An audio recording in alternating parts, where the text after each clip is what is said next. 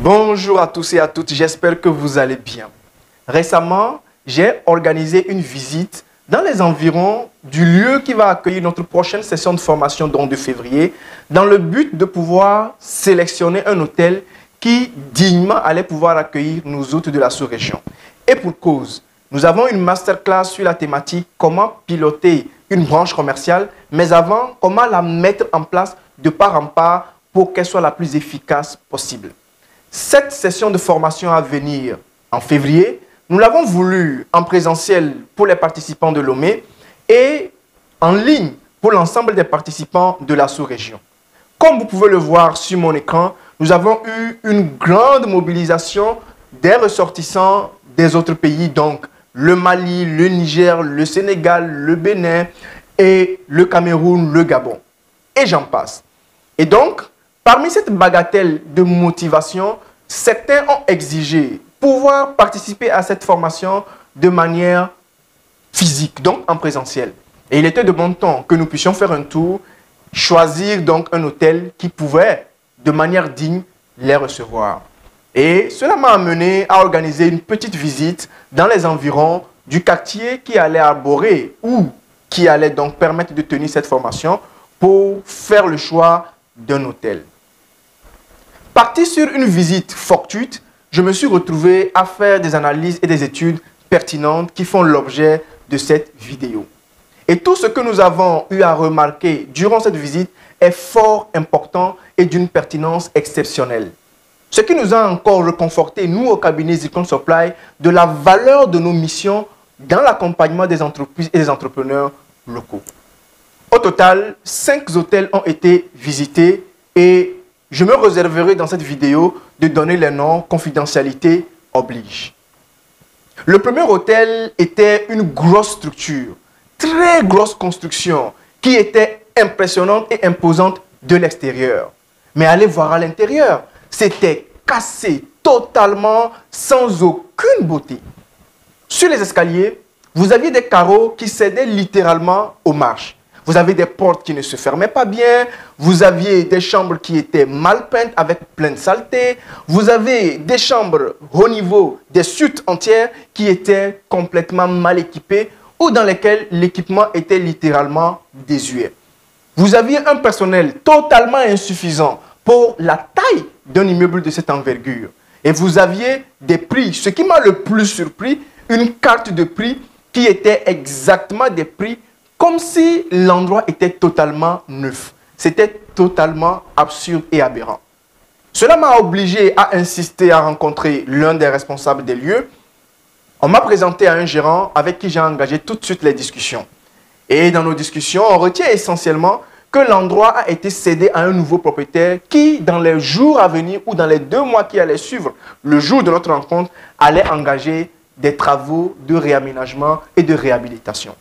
Pour cause, l'ancien propriétaire a eu des difficultés de gestion et a dû prendre la poudre d'escampette, a dû mettre la clé sous la porte, a dû abandonner son projet. Et un autre investisseur, un autre groupe a trouvé que l'endroit était bien positionné et que ça avait du potentiel et a voulu courageusement racheter le fonds de commerce pour pouvoir diligenter un nouveau projet. À la suite de cette visite, je me suis rendu dans un autre hôtel. Cette fois-ci, je me suis écouté l'ensemble des litanies d'observation et ai demandé directement qu'on me présente la salle la plus chère de l'hôtel. On m'a donc fait passer par des escaliers pour tomber dans une suite qui était pas trop mal aménagée, mais dont le prix n'avait rien à voir avec le standing de la chambre ni les dispositifs qui étaient dans cette chambre. En clair, il y avait selon moi une incongruité, une inadéquation de prix entre le dispositif, l'ameublement de la salle, son design, son standing par rapport au prix, c'était exagérément cher. Au passage, j'ai remarqué qu'il y avait une odeur, vous voyez cette odeur de moisi dans les endroits désaffectés ou dans les endroits immeubles abandonnés. L'accueil également était fade, avec un gérant qui à la limite regardait des clients comme si c'était des adversaires, sans charme, ni sourire, ni action de proximité. J'ai rencontré également dans le couloir des dames qui étaient censées être des femmes de ménage, mais qui n'avaient aucun style, aucun genre, qui n'étaient nullement bien habillées pour un corps d'entretien pour un hôtel de ce type-là. C'est dire littéralement que c'était totalement un fiasco et un désastre. Nous allons nous arrêter à ces deux hôtels essentiellement parce que ce que j'ai vu dans les trois autres hôtels n'en était pas différent. Heureusement, je suis tombé dans le 6e hôtel qui m'a littéralement satisfait et aujourd'hui, c'est dans le cadre de cet hôtel pour leur apporter un plus que nous sommes en train de tenir cette vidéo.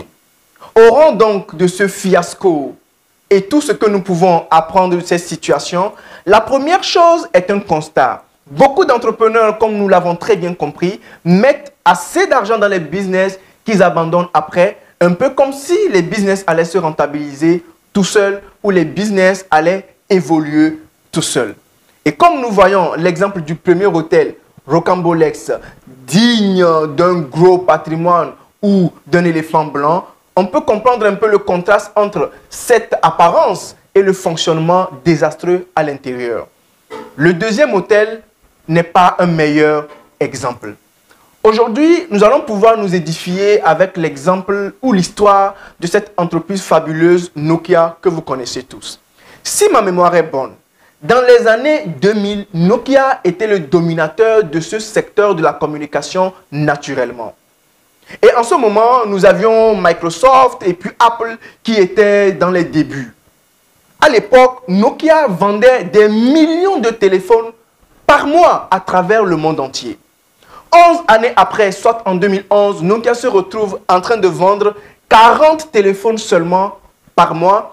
Et en 2011, nous avons vu le bond extraordinaire et ingénieux que Apple et Microsoft ont fait. Et aujourd'hui, nous savons tous combien ces entreprises sont cotées et valorisées dans le monde entier et en bourse. Pour nous expliquer un peu que vous pouvez être dépassé par votre temps lorsque vous pensez qu'il s'agit simplement de mettre en place un business et de pouvoir se tailler la malle, un peu comme si ce business allait se rentabiliser tout seul. Le pire dans votre business et dans tous les business, c'est de pouvoir arriver à une situation de stagnation, un peu comme si le monde s'était arrêté.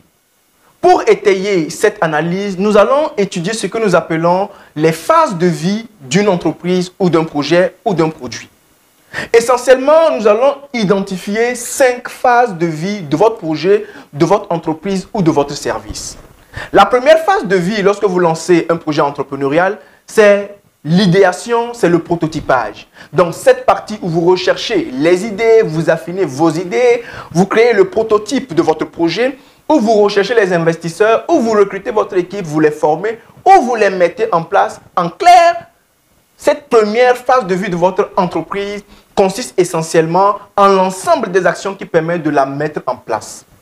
La deuxième phase, c'est le lancement.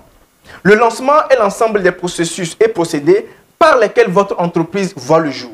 Vous faites un positionnement, vous marquez votre terrain, vous définissez votre zone de chalandage, vous commencez par identifier vos clients, vous commencez par faire des actions de prospection pour aller vers eux. La troisième phase de vie, c'est la croissance. La phase de croissance est la phase la plus dynamique d'une entreprise et tout entrepreneur doit se battre pour traverser cette phase-là ou pour arriver avant que son entreprise ne meure ou pour pouvoir, ou du moins pour pouvoir la vivre de manière technique. La phase de croissance est cette phase-là où vous avez quelques clients qui vous recommandent à d'autres clients. La phase de croissance, c'est cette phase-là où vous avez un certain nombre de personnes qui veulent vous représenter, qui vous font appel de gauche à droite, où votre niveau d'acquisition de clients atteint sa vitesse de croisière. Cette phase est la phase la plus dynamique. L'entreprise riposte par rapport à ses concurrents, elle fait des analyses, elle organise son repositionnement et elle évolue de manière technique et stratégique. Comme je dis, c'est le saint graal de toute entreprise, la phase de croissance, car le dynamisme est à son paroxysme. Passé cette phase, nous tombons dans la quatrième phase de vie d'une entreprise ou d'un produit ou d'un service, qui est la phase de maturité et c'est la plus dangereuse. C'est la plus dangereuse parce qu'à la phase de maturité, votre entreprise paraît stable. Votre pénétration du marché, il est correct. Vous avez un taux d'acquisition de clients qui a du mal à se renouveler parce que vous vous êtes inséré totalement dans votre géographie. Vous avez donc totalement conquis l'ensemble des clients que vous avez du mal à trouver de nouveaux clients. Parce qu'il y a des chiffres incompressibles ou non extensibles. Quand vous avez atteint le quorum du nombre de clients de votre zone, vous ne pouvez pas créer de nouveaux clients à moins de changer de marché.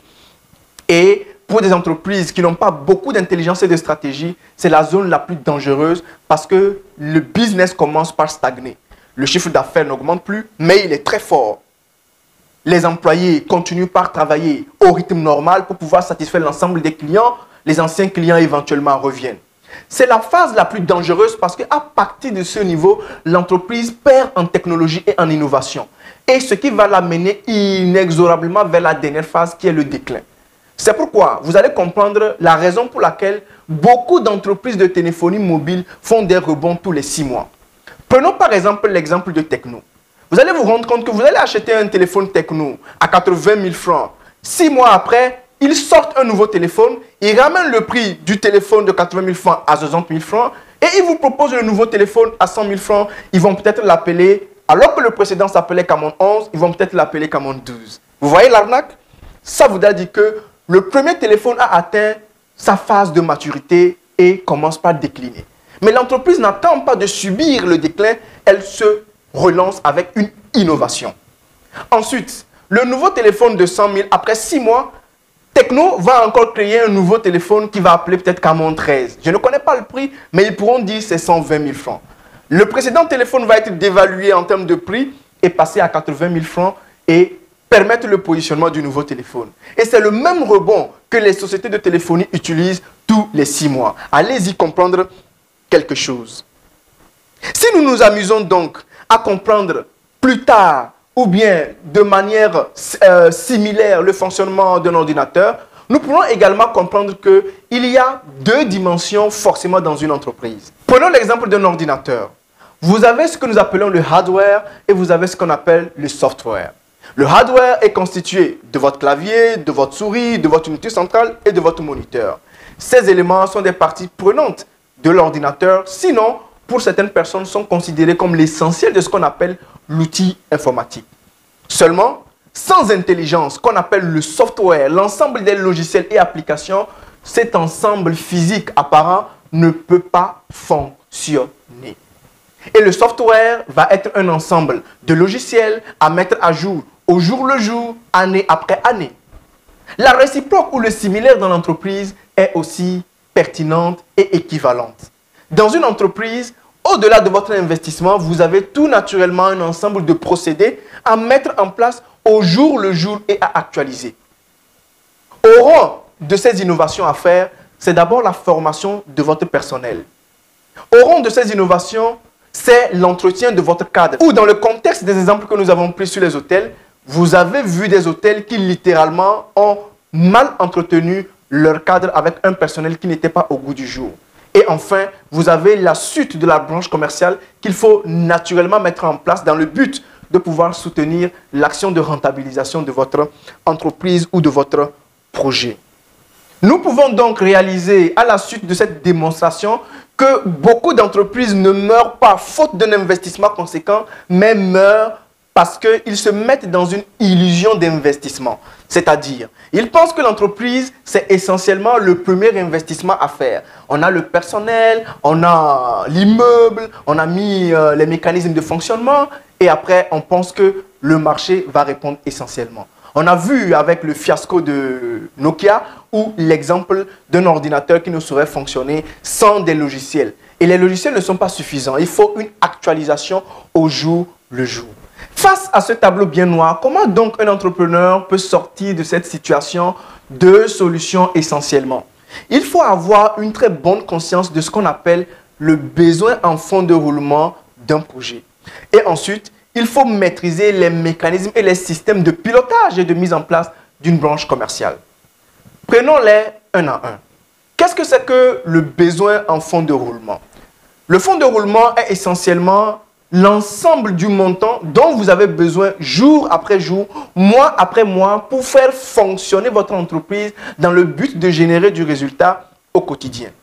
Le fonds de roulement est bien en opposition du fonds d'investissement.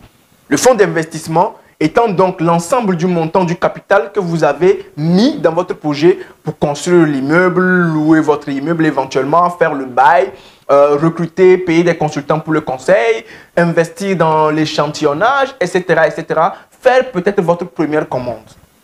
Le fonds de roulement, c'est donc l'ensemble des charges que vous allez supporter au quotidien dans le but de pouvoir toucher vos clients, faire de la communication et éventuellement pouvoir faire des process d'entretien et d'aménagement de votre immeuble, de votre business pour le garder au goût du jour.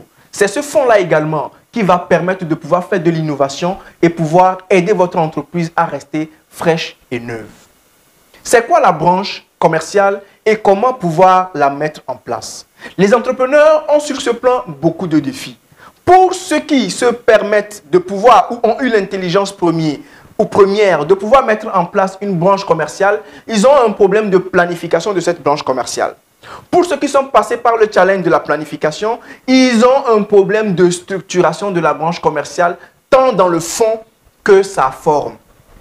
Il y en a encore qui sont passés déjà par cette étape qu'ils ont réussi avec brio. Ils rencontrent ceci, un problème de prise de décision et d'orientation des politiques de leur branche commerciale. Si l'ensemble de ces notions que j'évoque vous semble obscur et incompréhensible, alors vous devez essentiellement participer à notre formation des 2, 3 et 4 février. Cette masterclass prodigieuse qui va littéralement vous enseigner les voies et moyens pour mettre en place et piloter votre branche commerciale à succès. C'est le début d'année et c'est le moment. Quel sera le contenu de cette formation prodigieuse qui va être d'une utilité première pour les entrepreneurs en ce début d'année? 1. Nous allons les amener dans une aventure de compréhension des généralités du marketing lié aux entreprises locales, donc PMI et PME. Ensuite, nous allons nous amener à décrypter et comprendre réellement la mission commerciale des entreprises selon les secteurs d'activité. Nous allons ensuite les aider à identifier le modèle de branche commerciale dont ils ont besoin selon leur domaine d'activité. Nous allons ensuite ressortir les aptitudes et compétences donc des hommes qui peuvent réellement porter la mission, des challenges selon le domaine d'activité toujours. Nous allons ensuite élaborer les étapes de mise en place d'une branche commerciale de manière technique et scientifique. Et enfin, naturellement, nous allons travailler sur les process d'élaboration d'un plan d'action commerciale.